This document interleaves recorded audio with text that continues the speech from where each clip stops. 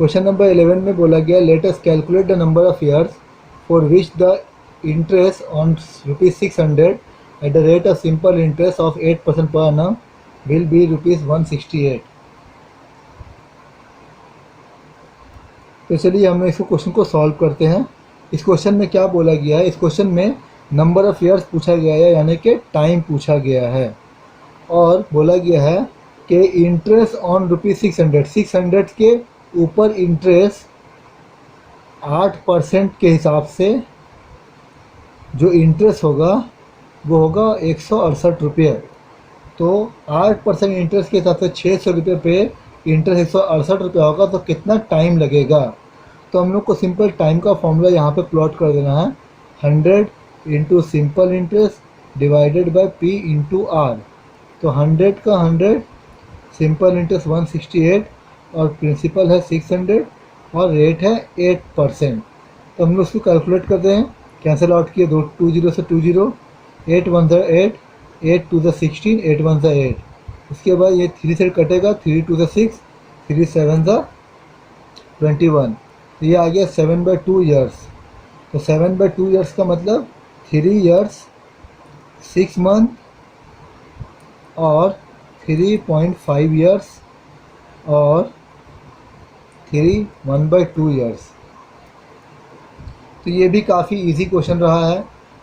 तो बच्चों, आप लोगों से उम्मीद है कि इस तरह के जो क्वेश्चंस होंगे वो आप लोग खुद से ही बना सकते होंगे, या फिर आप लोग इस तरह के क्वेश्चन को देख लीजिए। अगर जो बहुत ही ज़्यादा कमज़ोर स्टूडेंट है तो उन लोग के लिए मैं ये कहूँगा कि वो ये बना बनाया जो क्वेश्चन है जिसको मैं बना दे रहा हूँ, तो उसका आप समझने की कोशिश कीजिए कि ये क्वेश्चन किस तरह से सॉल्व हो रहा है, सवाल में क्या पूछा जा रहा है, सवाल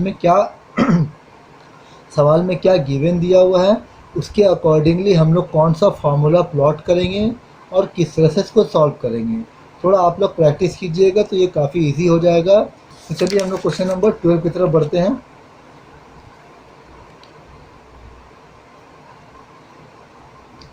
क्वेश्चन नंबर 12 में बोला गया है if I get ₹1200 as amount, अगर मुझे 1200 अगर अमाउंट के तौर पे मिलता है, by depositing ₹800 in the bank, ₹800 को अगर बैंक में जमा करने से, at the rate of simple interest of 10% simple interest के हिसाब से, then let us write by calculating the time for which the money was deposited in the bank. आप लोगों को एक चीज़ नोटिस करना होगा। देखिए क्वेश्चन नंबर 1 से 1 2 3 इस तरह का जब क्वेश्चन बनाया तो उसमें हम लोगों को प्रिंसिपल पूछा गया, इंटरेस्ट निकालने बोला गया।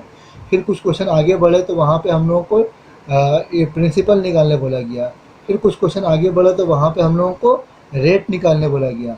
और अभी कुछ क्वेश्चन को हम लोग देख रहे हैं जहाँ पे हम लोग को टाइम निकालने को पूछा जा रहा है।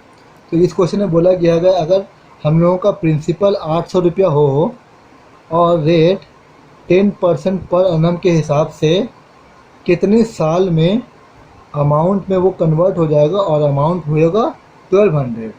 तो यहाँ से देखिए हम इसको काफ़ी सिंपल भी कर सकते हैं कि अमाउंट इज इक्वल टू होता है प्रिंसिपल प्लस इंटरेस्ट। अगर प्रिंसिपल और इंटरेस्ट मिला के 1200 है और हम लोग को प्रिंसिपल का वैल्यू मालूम है ऑलरेडी, ये अगर 800 है तो इंटरेस्ट कितना होगा, तो 1200 से 800 को माइनस कर लेंगे तो ये आ जाएगा 400, ये हमारा इंटरेस्ट हो जाएगा। इसके बाद हम लोग टाइम का फॉर्मूला को पुट कर देंगे, तो 100 into simple interest divided by P into R।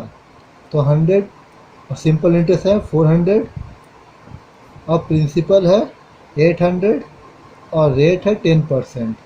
तो यहाँ पे 400 1 ज़ा 400, 400 2 ज़ा 800, फिर 10 से 10 कैंसिल हुआ, 2 1 ज़ा 2, 2 5 ज़ा 10। तो बहुत ही सिंपल तरीके से ये हम लोगों को मालूम हो गया कि 5 साल में ₹800 पे 10% के सिंपल इंटरेस्ट के हिसाब से हमारा अमाउंट बन जाएगा 1200। तो ये काफ़ी इजी क्वेश्चन रहा है।